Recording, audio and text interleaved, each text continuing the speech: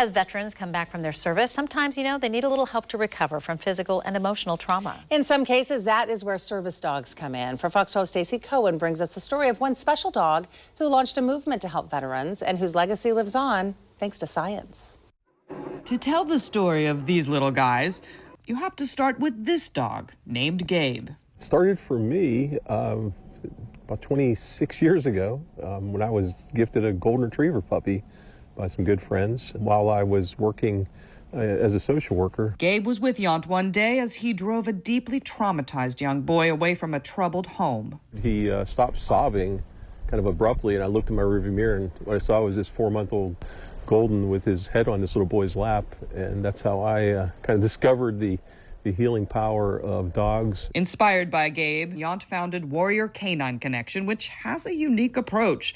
The group provides service dogs to veterans like Tim O'Boyle, who struggled with PTSD after serving in Iraq and Afghanistan.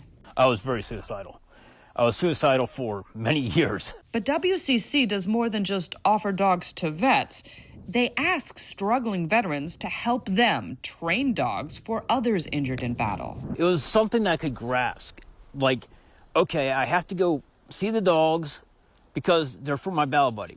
O'Boyle eventually got his own dog, Sandy. He says dogs don't ask how you're feeling, they just know what you need. Dogs like Cortez and Mikey, who, like all of the dogs here, are named after veterans. They will one day provide critical emotional and/or physical support for their person. It's part training, part instinct. I go into a store one time and didn't realize it was too much for me, and she just took me out of the store. It's what Yount's son Gabe, now long gone. He always seemed to know what to do. He just had this wisdom about him. Now, for the very first time, Yount decided to use Gabe's frozen sperm to try and make Gabe a father once again.